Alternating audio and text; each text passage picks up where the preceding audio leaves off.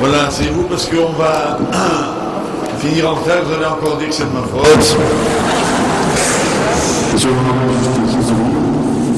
je voulais souhaiter le docteur pour deux choses. Premièrement, parce que vous êtes grand-père d'une petite chienne d'Israël. Et aussi parce que vous avez, il y a 8 jours, fêté vos 60 ans, donc vous souhaitez le docteur et bien réussi, avec une bonne santé. Et à cette occasion-là, je voulais, très simplement, comme c'était cité à droite, et au nom de tous les élèves, vous remettre ce petit cadeau qui, j'espère, vous apportera beaucoup de temps de limoud, comme vous l'avez souhaité. Je peux quand même, si vous voulez chanter, hein, c'est maintenant, oh Mazaka,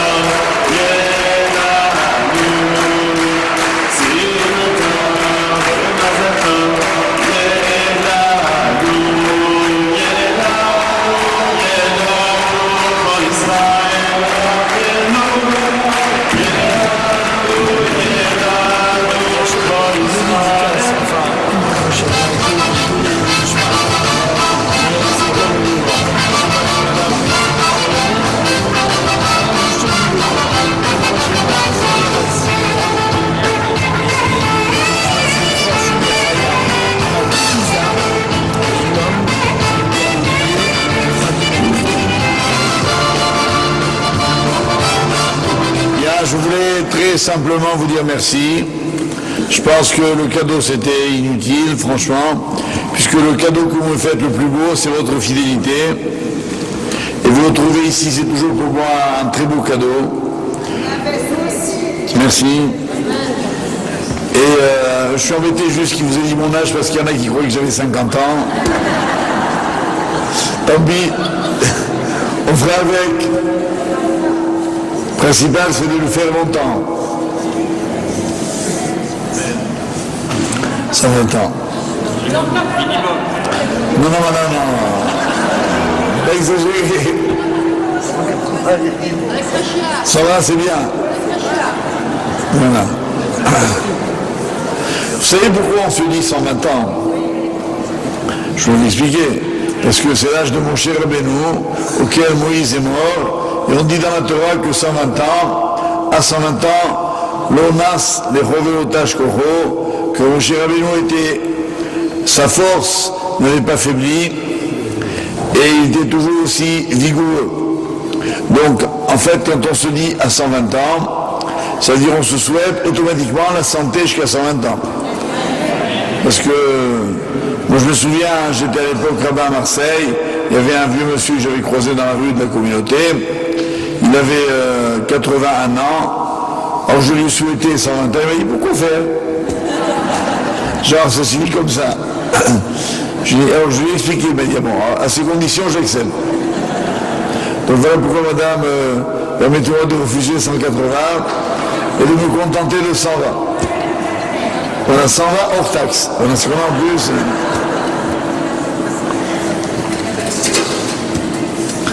Voilà, on m'a demandé, je crois, de dédier le cours à la santé de quelqu'un et de tous les malades d'Israël, qu'on ne peut pas tous citer. Mais Chaya Bat Sivia et Leilou Nishmat pour le repos de l'âme de Fortuné Chaya Bat Isa et de Fradji Ben Esther Brami. Voilà, que ce cours soit contribue à leur sérénité dans l'Olam Haba et à la bonne santé de tous les malades. Maintenant, ceci étant, je faut que je vous parle de ma petite fille. Maman, je me dis qu'elle était la plus belle. J'ai dit, la vôtre aussi. C'est pour ça que je ne suis pas lancé. Elle s'appelle Rachel. Ah, vous aussi. Très bien. Bon, n'entamons pas le sujet parce que on est venu pour autre chose. Mais je voulais juste vous rappeler que la dernière fois qu'on a donné cours, c'était entre Rosh Hashanah et Yom Kippour, si j'ai bonne mémoire. Et c'était un cours un peu difficile parce que il y en a qui font du hockey sur glace, moi j'ai eu le hockey sur Théba. Et grâce à votre sollicitude, vos conseils, on a réussi à mener le cours à bien. J'espère que ce soir, il en sera de même.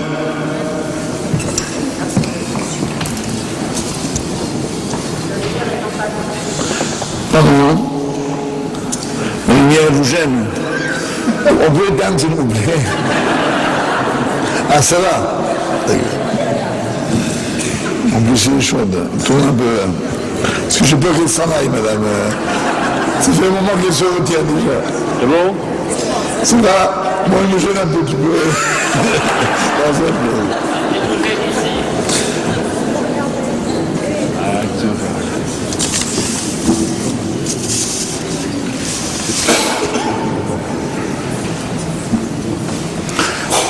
Je voudrais ce soir avoir avec vous la chance d'expliquer un des fondements de notre tradition que nous allons présenter ainsi. Vous savez que dans toutes les berachot, les bénédictions que l'on prononce, on appelle beracha un texte qui a été composé par les chachamim pour différentes circonstances, soit des birchot anénim quand on profite de quelque chose, consommation, ou bien une bonne odeur, ou bien quand on fait une mitzvah. Et on appelle beracha une phrase qui contient ce qu'on appelle Shem et Malchut. C'est-à-dire il faut qu'il y ait marqué Baruch Ata Hashem, béni sois-tu éternel, Mel Elohenu Melech Haolam, notre Dieu, roi de l'univers. Et le Gemara dans Berachot explique en page 47 que quand il n'y a pas marqué Shem et Malchut, ça ne s'appelle pas une Beracha. Il y a une difficulté, c'est que la Hamida, le Shmoneh Esrei que vous connaissez tous, qui constitue l'essentiel de la prière, des trois offices quotidiens entre autres, il n'y a pas marqué Elohenu Melech Haolam. Il y a marqué Baruch Ata Hashem, Elohenu, Elohei Avraham, Elohei Yitzhak, Elohei Yaakov, etc. Baruch Ata Hashem, Magen Avraham, Baruch Ata Hashem, Mechayei Hametim, Baruch Ata Hashem, Ha'el HaKadosh, et Baruch Ata Hashem. On a oublié Melech Haolam. A-t-on oublié? Les Baalei Tosfot, les commentateurs de la Gemara, disent que la Malchut, c'est-à-dire la notion de la royauté divine, est remplacée par le premier mot de la Hamida, la première phrase, bien marqué Elohei Avraham, Dieu d'Abraham. Ça veut dire quoi? Ça veut dire en fait que notre patriarche Abraham a été le premier homme de l'histoire de l'humanité, non pas à croire en Dieu comme on le dit souvent par erreur. Avant lui il y en avait d'autres, il y avait Noach, il y avait Adam bien sûr, il y avait Noach, il y avait Shem, il y avait Shet, il y avait Hanoch, il y a eu des hommes qui ont cru en Dieu. Mais il est le premier, disent nos sages, chez Kara Otto Adon, qui a appelé Dieu Adon, le maître. D'ailleurs, le nom que l'on donne dans nos prières Baruch Ata Ador Shem. Exprimant la Adnout, c'est-à-dire le fait que Dieu est le maître. Et ça remplace Melech Haolam. Ça veut dire que lorsque l'on mentionne le Dieu d'Abraham, on veut dire c'est le Dieu qu'a découvert Abraham. C'est le Dieu que Abraham a reconnu comme étant son maître. En quoi cette notion est tellement importante? Elle l'est pratiquement, puisque vous le voyez, dans la prière la plus importante de la journée, on ne dit pas Elohenu Melech Haolam.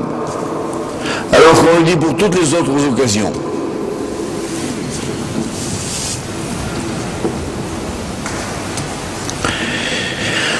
En fait, pour comprendre cette idée, il faut se souvenir qui est Abraham. Et c'est là où c'est un peu surprenant et qu'il va falloir bien expliquer. Abraham, dans la tradition, est l'homme du chesed. Ça, c'est bien connu. Ça veut dire l'homme de l'amour. Celui qui a répandu dans le monde l'amour de Dieu, l'amour d'autrui, le chesed en général, le don gratuit, le don désintéressé. C'est comme ça qu'en hébreu on peut traduire le mot chesed en français. Cette idée nous explique en quoi Abraham a reconnu Dieu comme étant son maître. C'est ce qu'il va nous falloir expliquer.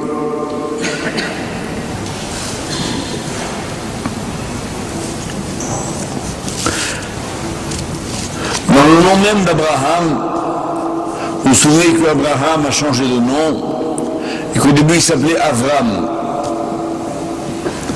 Le Maral dit bien, déjà ce nom indique cette idée-là. Av, tout le monde sait que ça veut dire père, et Ram, qui veut dire en traduction littérale c'est élevé, ça veut dire quoi le père élevé? Comme dit le verset, Yemin Hashem Romema, la main droite de Dieu, la main de Dieu est élevée, Yamin, la droite de Dieu. Et dans toute la tradition juive, la droite désigne l'amour, le don. On prend avec la gauche, on donne avec la droite dans la tradition. Ça veut dire en fait, les Chachamim ont voulu par là signifier que le côté ascendant qui doit nous construire en tant qu'homme, c'est le don. On n'est pas fort quand on prend, on est fort quand on donne.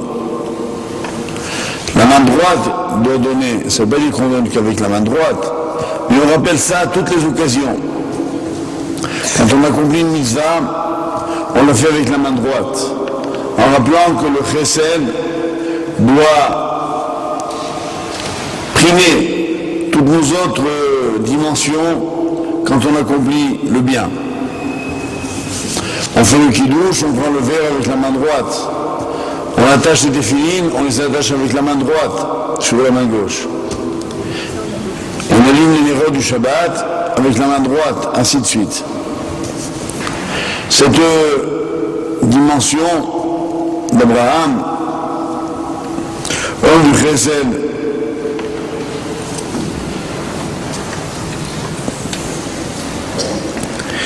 vient nous rappeler Dieu. Comment? Pourquoi le fait de dire qu'Abraham est l'homme du chesed?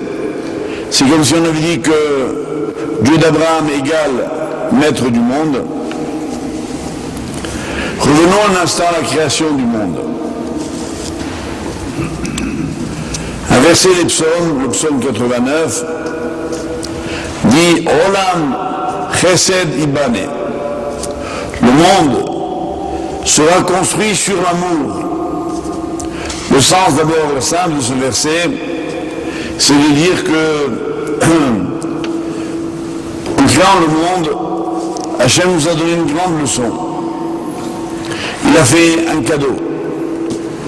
À la question pourquoi Dieu a créé le monde, la réponse est pour l'homme.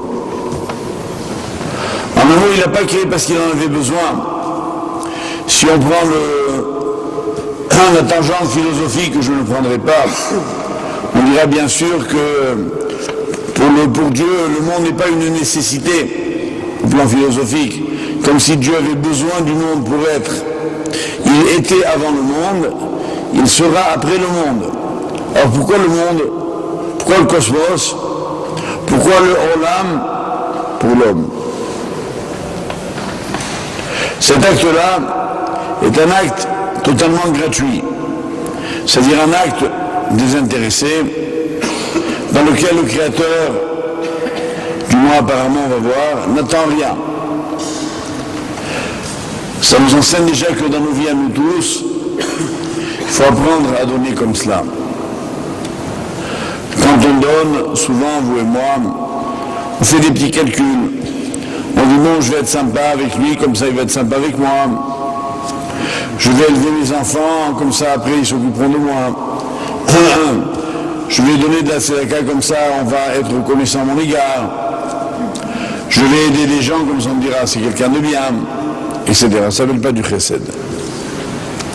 On appelle du chesed un acte totalement désintéressé. Vous voyez à quel point c'est difficile pour l'homme. Nos maîtres disent, il faut apprendre de Dieu.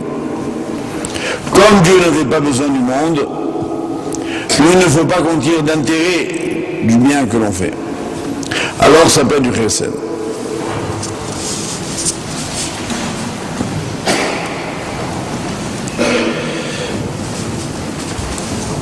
Dans une Gemara de Rosh Hashanah, on énumère là-bas les différents psaumes qui étaient récités au temple de Jérusalem tous les jours de la semaine. Jusqu'à aujourd'hui d'ailleurs, dans notre liturgie, quels que soient les rites, séfarades, ashkénazes, tout le monde, on récite ce qu'on appelle le Shir Shel Yom, le psaume du jour. Ce psaume du jour n'est pas du tout affecté au jour par hasard. Il est évidemment porteur d'une très très profonde signification. Et la Gemara là-bas, la Rosh Hashanah dit, c'est quoi Shir Shel Yom Rishon? C'est quoi le psaume du premier jour? Et la Gemara cite donc le fameux psaume 47, 48, dans lequel il est marqué là-bas, la Shem Haaretz Umloha.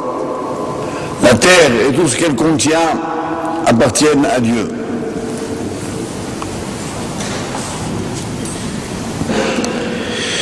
Et nos maîtres, dans la Gemara, expliquent ce verset. Ils disent, ça veut dire quoi, la terre appartient à Dieu? Elle est à lui. On va expliquer tout à l'heure comment une chose devient à nous. Et là, on apprend de ce verset. Qu'a fait Hachem au monde pour qu'il devienne sa propriété? Il l'a créé. Et pourquoi il l'a créé? Pour qu'il soit à lui. Et pourquoi demander ça? Écoutez bien. Dieu voulait que le monde soit à lui. Pourquoi Hachem est appelé Koné Akol, le possesseur de tout? Kana et Haolam, Kedei leaknot et Haolam la Adam. Dieu a devenu maître du monde, propriétaire du monde, pour pouvoir le donner à l'homme. Cette phrase qui a l'air tellement simple et évidente, elle est en fait un très grand secret de la création. La base d'abord est légale, on ne peut évidemment donner que ce qui est à nous. Je n'ai pas le droit de dire à quelqu'un prenez ce qui est à madame ou à monsieur, c'est pas moi. Même un petit objet, même si je prends l'objet et je le remplace par un autre, ça s'appelle un vol. Je vous prends un verre, je vous donne un autre verre. D'après la Torah, ça s'appelle quand même un vol, si je n'ai pas votre accord. Parce qu'en fait, l'objet est à l'homme, et il ne peut devenir sien que si l'autre nous le donne. Encore faut-il que lui-même l'ait acquis. Et c'est là la difficulté. La même Gemara de Berachot que j'ai citée tout à l'heure pose une question célèbre. Elle dit attention, il y a bien un verset qui dit la Shem Haaretz Umloha. La terre et tout ce qu'elle renferme appartiennent à Dieu. Et un autre verset qui dit dans les psaumes également Ve'aretz Natan mi Adam. Et Dieu a donné la terre à l'homme. Question demande à Gemara, alors qui est la terre? À Dieu ou à l'homme? Puisqu'elle est à lui et il l'a donnée. Et la Gemara répond ce qu'on va essayer nous de comprendre ce soir.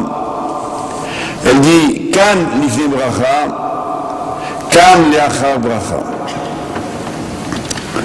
Le premier verset qui dit que le monde est à Dieu parle du monde avant que je récite une beracha. Et le deuxième verset qui dit que le monde est à l'homme parle du temps où l'homme a déjà récité une beracha. Donc, la procédure d'acquisition d'après la Torah, c'est la beracha.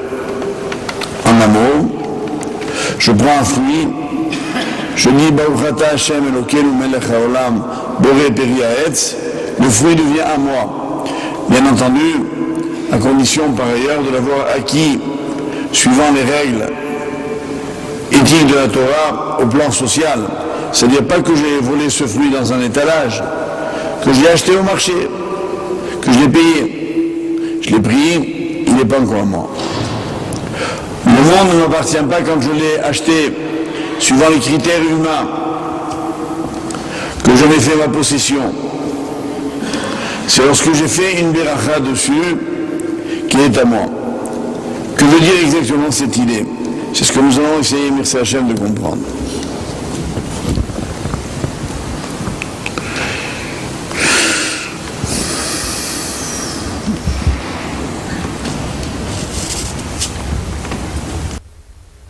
Mais ça, je vous enseigne qu'il n'y a que deux êtres qui peuvent acquérir.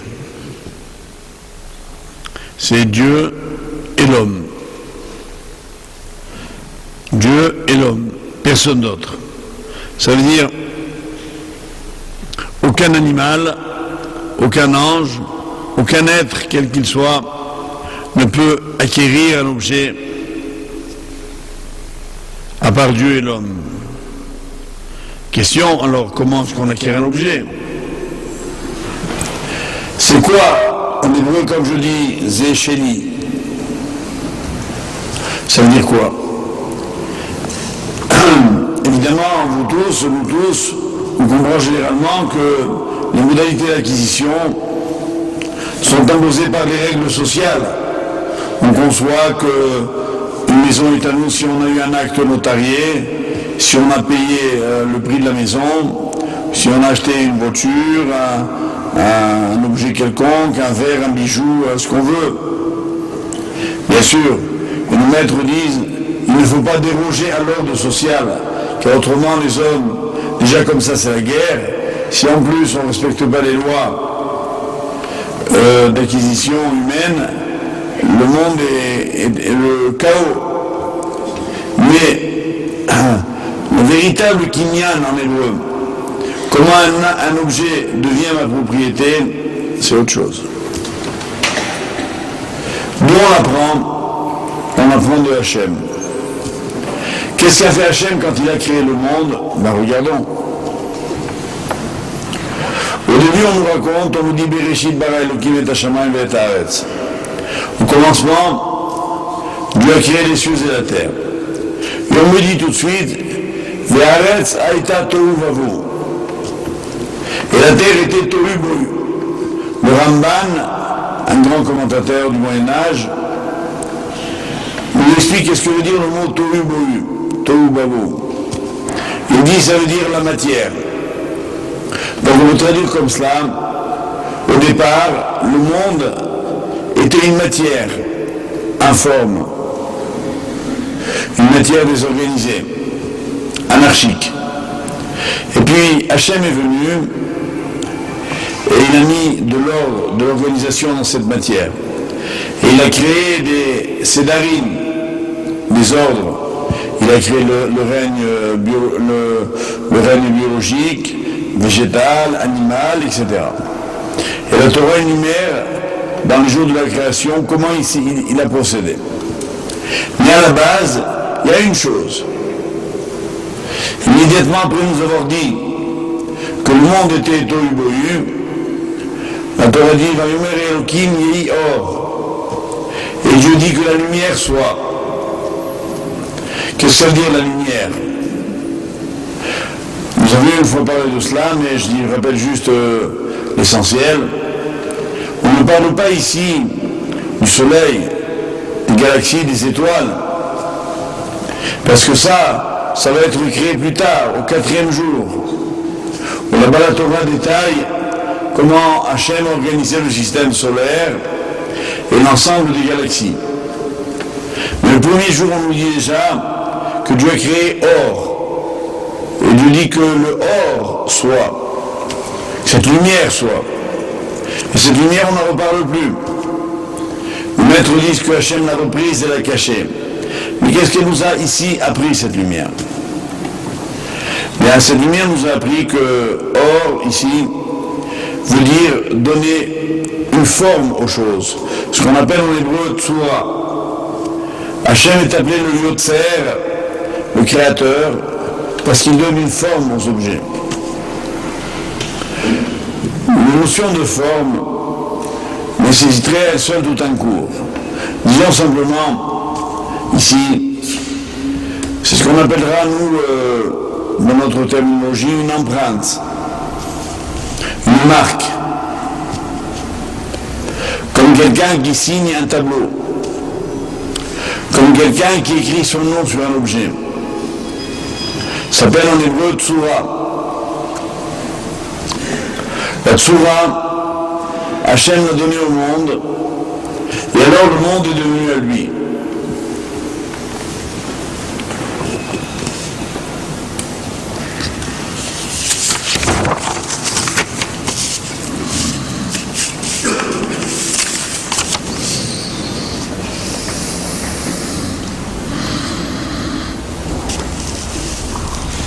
On peut s'interroger sur cette démarche.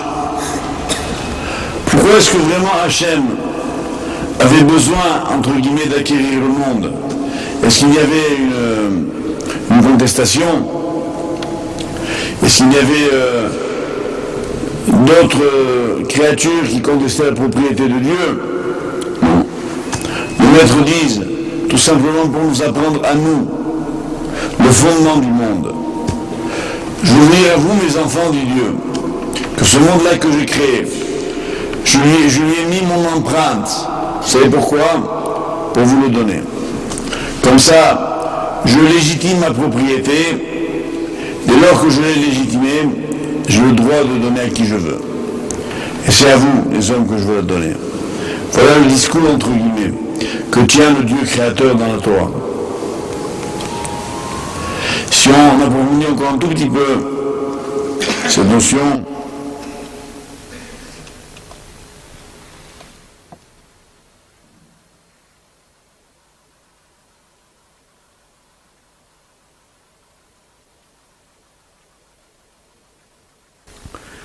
en fait, on voit que le but que Dieu a assigné à la création, c'est de la donner à l'homme. Comme le dit par exemple le Talmud, Hachem est comme un architecte qui a construit un magnifique palais. Il a, salle à manger, rempli la table de victuailles, de mets succulents.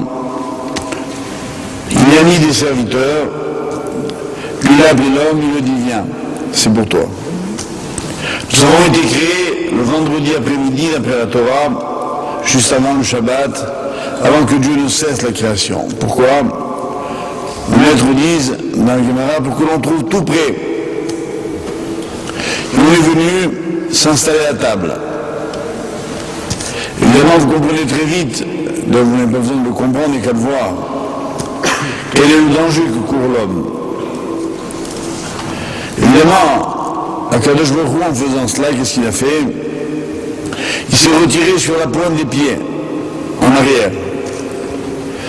Donc, résultat, l'homme n'a pas vu Dieu. Et c'est ce que voulait Dieu. Il ne voulait pas que l'homme le voie. Parce que si l'homme voit Dieu, il ne peut plus contester son existence. Il ne peut plus discuter sa présence. Il ne peut plus avoir une vision du monde. Il est écrasé par le Créateur. Ce n'était pas ce que Hachem souhaitait. Hachem souhaitait que l'homme arrive de lui-même à cette constatation combien Dieu est bon, combien Dieu est grand, qu'est-ce qu'il a fait pour moi. Et le maître dit, celui qui regarde le monde comme il devrait constater à chaque chose l'empreinte du Créateur. Comme a dit le verset magnifique de Isaïe, c'est Umaro Menechem, ou Mibara Elle. Levez vos yeux vers les hauteurs et regardez qui a créé tout cela. Et vous savez bien, l'histoire de l'humanité, c'est quoi? C'est le contraire. L'homme regarde le monde et s'approprie. On donne le nom des planètes aux savants qui les ont découvertes, comme s'ils les avaient inventées. Quand il y a une découverte scientifique dans n'importe quel domaine, on dit c'est la découverte de monsieur Untel, comme si elle était à lui. Non, le juif ne pense pas comme ça. Il voit le monde, il le trouve harmonieux, il le trouve intelligent, il le trouve très beau, et il dit Baruch Hashem, béni soit l'Éternel. Voilà quel est le rôle de l'homme. Vous comprenez maintenant pourquoi ce qui rend la propriété d'un objet légitime à l'homme, c'est la Beracha. C'est quoi la Beracha? C'est la vraie reconnaissance du maître du monde. Et c'est ce que Abraham a voulu enseigner à l'humanité. Il a voulu dire à tous ses contemporains qui évidemment étaient des idolâtres, ça veut dire qu'ils croyaient que le volcan du Quoi était Dieu, que la source là-bas au fond était Dieu, que le fleuve gigantesque était Dieu. Aujourd'hui on peut en rire, mais est-ce qu'on a vraiment changé? On est peut-être moins élémentaire sur la forme et sur le fond. On est les mêmes. On apprend à l'école, et puis à la faculté, et puis ailleurs, comment le monde est extraordinaire. Ça nous rend croyants? Pas du tout. Très peu de gens, comme disait à l'époque Pascal, arrivent à la conclusion que l'univers a un merveilleux horloger. En regardant la précision des astres qui ne sont jamais en retard, eux, qui sont d'une ponctualité absolument invraisemblable. Quand bien même on aurait fait l'horloge la plus précise, telle que on essaie de la faire humainement, qui serait d'une précision de quelques micros de secondes sur des millions d'années, on n'aurait pas la précision des astres. C'est quand même quelque chose. Quand bien même on inventerait des vaccins, des remèdes, des découvertes les plus extraordinaires, on ne fait pas aussi bien que la main du Créateur. Les avions ont copié les libellules ou les oiseaux, ou encore les poissons. Toutes les découvertes scientifiques là-dessus, je pourrais vous entretenir pendant des heures parce que ça me passionne, ne sont que des imitations du Créateur. À part qu'il y a un grand travers dans cette démarche, c'est qu'on a oublié le Créateur. Pourquoi? C'est pas la faute des hommes. Ils n'ont pas béni. Voilà le bonheur du peuple juif. Pourquoi nous les juifs on a une chance fantastique? Parce qu'on a une Torah qui nous a dit Kan nifne bracha, kan leachar bracha. La terre est à Dieu avant la beracha, elle est à l'homme après la beracha. La beracha, je ne l'ai pas restée avec ma bouche. La beracha, elle m'a transformé. Elle m'a fait prendre conscience de ce que je dois à mon Créateur. Et la Torah va très loin dans cette idée. Nous mettre dans la Gemara de Sanhedrin vont jusqu'à dire que faire du bien à quelqu'un qui ne le reconnaît pas, c'est lui faire du mal. Et on doit enseigner autour de nous la reconnaissance. Voilà pourquoi en hébreu, on dit toujours de quelqu'un qui fait du bien, il est Gomel Hasadim. Ça s'appelle en hébreu Gminut Hasadim. Ça veut dire quoi Gminut Hasadim? Généralement, on traduit mal. Faire du bien. Gomel, ça veut dire donner du bien. Non. Gomel, ça veut dire rendre. On ne devrait faire du bien qu'à ceux qui sont capables de le rendre. Colère en Israël, il y a beaucoup de ce qu'on appelle des gmachim, qui sont des caisses de charité dans lesquelles on prête aux gens. C'est extraordinaire, parce que vous connaissez tous les difficultés économiques considérables que rencontre l'État d'Israël actuellement. Dans les milieux religieux, qui sont particulièrement déshérités, les gens, vous pouvez le voir de vos yeux, moi j'ai eu le bonheur de le constater de visu, ne manque de rien. Vous savez pourquoi? Parce que tout le monde prête à tout le monde. Je vais vous donner un exemple. Ma fille justement a accouché en Israël. Au prochain, elle n'avait pas besoin, mais à cette occasion, on a un peu appris tout ça. Il y a tout un réseau de bénévoles qui donnent à la femme accouchée, pour toute la durée dont elle peut en avoir besoin, un nid pour le bébé. Tout ce qu'il faut pour le bébé, un tire-lait, une balance, tous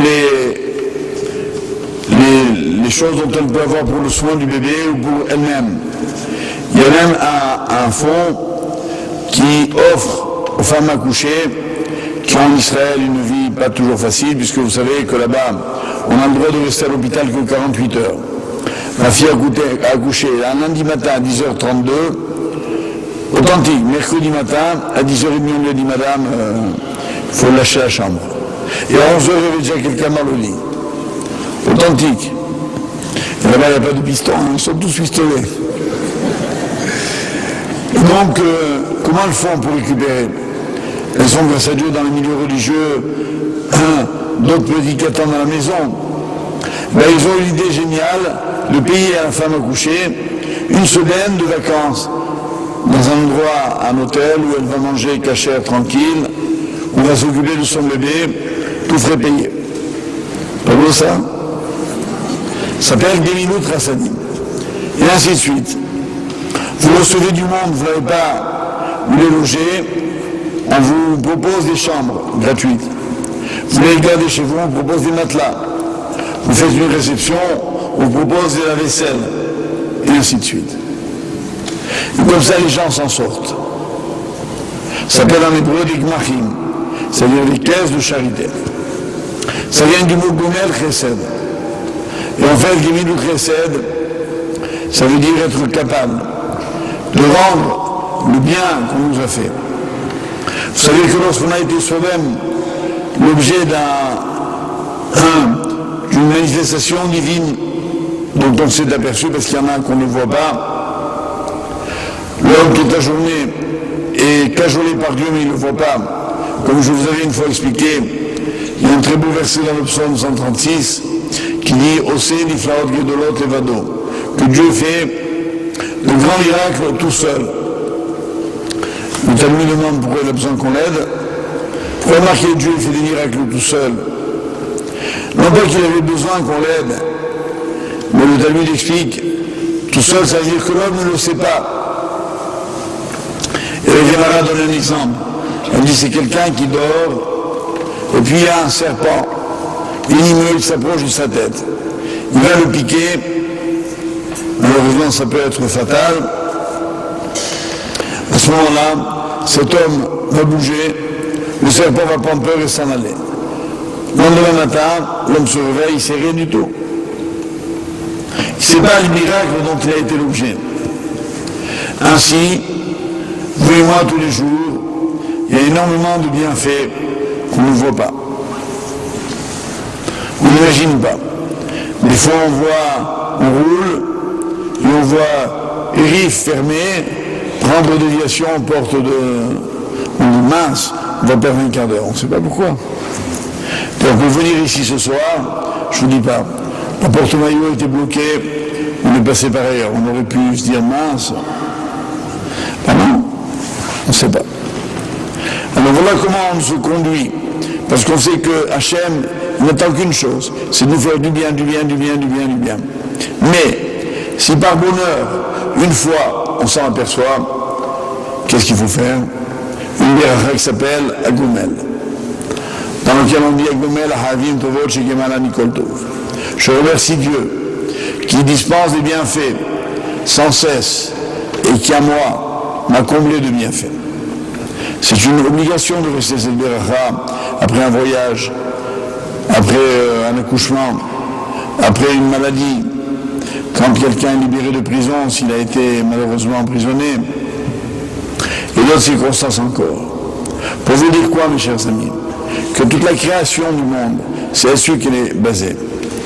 Que finalement, l'enseignement que Abraham Avinu nous a donné était d'une simplicité limpide. Elohé Abraham, ça veut dire Dieu du Chesed.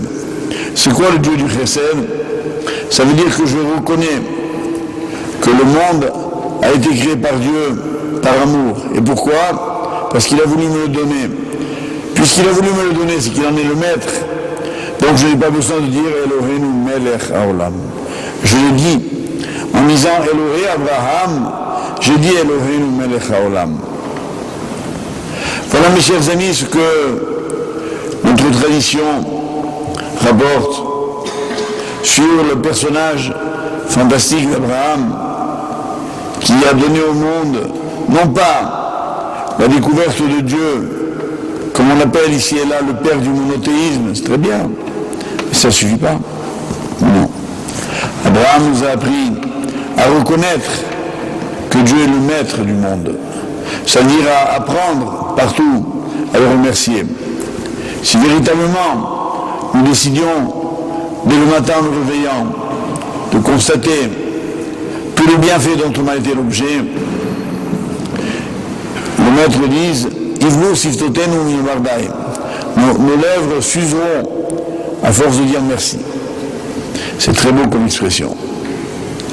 C'est-à-dire qu'on n'arrêterait pas de dire merci, merci, merci, merci, merci. Alors au moins, on le dit un certain nombre de fois. Ça s'appelle les Mea Berachot. C'est-à-dire que l'homme doit bénir tous les jours au moins 100 fois. Vous dites 100 fois, c'est rien du tout. Déjà rien qu'en récitant la Hamida, on a dit déjà 3 fois 19, 57. Plus les Berachot du matin, tout compris, ça en fait une bonne vingtaine dans la prière du matin, plus le Birkat Amazon, plus une ou deux bricoles ici ou là, un petit chocolat. Olé le chocolat, quoi. On est très vite dans les 100 Berachot. Pour vous dire qu'à chaque occasion, il n'y a pas d'occasion grande ou petite. Même quelqu'un qui se rend aux toilettes, en sortant, remercie Dieu d'avoir fait ce qu'il a fait. Mafli la asot, de faire des merveilles dans la création. On pourrait se demander, franchement, c'est le moment de penser à Dieu. On répond, bien sûr, c'est le moment. On dit finalement, de quoi meurt un homme? De quelque chose qui se ferme, ou de quelque chose qui s'ouvre. Quelque chose qui devait être fermé, qui s'est ouvert, quelque chose qui devait être ouvert, qui s'est fermé. C'est ça la vie. Et c'est ça la mort. Moi, je dis cette Beracha, avec particulièrement de ferveur depuis mon accident. J'ai réalisé qu'un vaisseau s'était ouvert, et je suis quand même là. Comment vous voulez faire? Si vous dire merci, tout le temps, jamais assez, encore plus. Ma fille la saute. Et je souhaitais, en vous donnant ce cours, dans lequel je n'ai peut-être rien appris, ou tout appris, vous dire finalement comment doit s'articuler la vie. Dans un monde dans lequel on assiste surtout à une série de plaintes, de revendications et d'inquiétudes, les gens ont tous peur, les gens sont tous frustrés, les gens se demandent pourquoi ils sont là. Vous imaginez ce soir tout ce qu'on a gagné.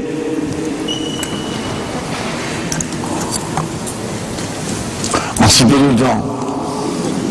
Moi, j'en reviens pas. Que j'ai réussi à vous dire l'essentiel en 42 minutes. Et oui, mes chers amis, voilà ce qu'est la vie. Et je crois que si on démarre comme cela, une journée, une année pour nous, puisque maintenant c'est vraiment le début de l'année, alors on est appelé à se revoir quand on le pourra, et vous et moi. Une fois par mois, j'espère un peu plus tard, un peu plus souvent, merci Hachem. Mais sachez que ce n'est pas la fréquence qui compte. Les psaumes disent, c'est généralement comme ça qu'on traduit ce verset, il n'y a pas de chiffre à l'intelligence de Dieu. Les maîtres disent non, il ne faut pas le traduire comme ça. Et dans la compréhension de Dieu, Tevunato, En Mispar, le chiffre n'a pas d'importance. Ce qui compte, ce n'est pas la fréquence avec laquelle on fait les choses, mais c'est leur intensité, c'est leur sens. Et finalement, comme disait Rabbeinu Akadosh, le maître de la Mishnah, sur son lit de mort, il a levé ses mains vers Dieu et il a dit, mes 10 doigts n'ont pas profité de ce monde. Et il a dit, Yesh, connais Olamo B'Sha'ahat. Un homme peut acquérir ce monde et l'autre monde surtout avec une seule heure. Parfois c'est l'heure d'un shiur, parfois c'est une heure de 42 minutes dans laquelle on peut acquérir le monde, c'est-à-dire avoir compris l'essentiel et changer sa vie, aller dans le bon sens. Ce que je veux juste vous dire, en ayant fait cette référence à la création du monde, parce que bien évidemment, non seulement les hommes en général ne reconnaissent pas dans leur étude du cosmos la paternité divine, pire que cela, ils se créent, tous les hommes, un monde de mensonges, un monde factice. Et j'ai un maître qui disait toujours, si on se rend compte des énergies colossales que l'on dépense tous les jours pour des bêtises, on comprendrait où est la vraie vie. Cette remarque n'est pas pessimiste, elle veut dire simplement que tant qu'on a de la vie, Baruch Hashem, on peut comprendre encore. Quand on se souhaite les uns les autres une longue vie, 120, 180, etc., c'est quoi? Pourquoi faire? Pour comprendre mieux, pour servir mieux Hachem, pour réaliser pourquoi on est là, si on l'a compris avant de partir. C'est merveilleux. En fait, la vie est un cadeau que Dieu nous a fait en arrivant ici-bas. Il faut juste s'en rendre compte avant de le lui rendre. Et cet intervalle ne compte pas par sa durée. Celui qui l'a compris quand il est jeune, quelle merveille, toute sa vie il va ajouter des mitzvot, des études, des approfondissements, il va s'émerveiller. Et quand on étudie la Torah, on réalise de sa profondeur. Oh, je suis parfois un peu déprimé à l'idée de savoir tout ce que j'ignore. Tout ce que je ne sais pas, ne croyez pas, je ne suis pas modeste, hein, vous le savez. Mais sincèrement, quand on étudie un petit peu, on s'aperçoit des merveilles que contient la Torah. Et on se demande, mais quand je vais avoir le temps d'étudier tout ça? Alors voilà pourquoi peut-être que la bénédiction de Madame me servira dans 60 ans, et que je lui dirai, grâce à elle, j'en ai eu 60 de plus, pour pouvoir un peu comprendre davantage. Mais moi, le problème, c'est que je n'ai pas le droit de comprendre tout seul. Je suis obligé, comme vous d'ailleurs, d'expliquer ce que j'ai compris, de partager ce que je possède. Et ce qu'il y a à l'homme, on l'a vu ce soir, c'est pas ce qu'il a acheté au marché, au magasin. C'est là où il a reconnu que c'était l'empreinte de Dieu. Comme Dieu m'a donné, moi je peux recevoir. Comment je reçois, je suis capable de donner. Ce cycle-là, qui est pour nous le véritable cycle de la vie, et finalement la règle d'or de l'existence, qui s'articule sur des vérités très simples. Simplement, méfions-nous, l'homme peut construire une vie entière sans réaliser de cela. C'est pourquoi je crois que quand on a le bonheur d'avoir compris une parcelle de lumière, comme Dieu a fait à notre égard, en nous donnant cette lumière de Yehi Or, dans le Surah, alors, Bezrat Hashem, on peut être confiant et se dire comme les prophètes ont dit à propos d'Israël, Ve'alechu goyim leorech, et les nations marcheront en ta lumière. Voilà ce qui arrivera un jour, où Israël aura en lui cette lumière qui éclairera le monde. Je vous l'ai déjà dit, on ne veut ni conquérir le monde, ni convertir le monde, on veut juste l'éclairer. Mais pour cela, il faudrait tout de même que nous soyons aussi les porteurs de lumière.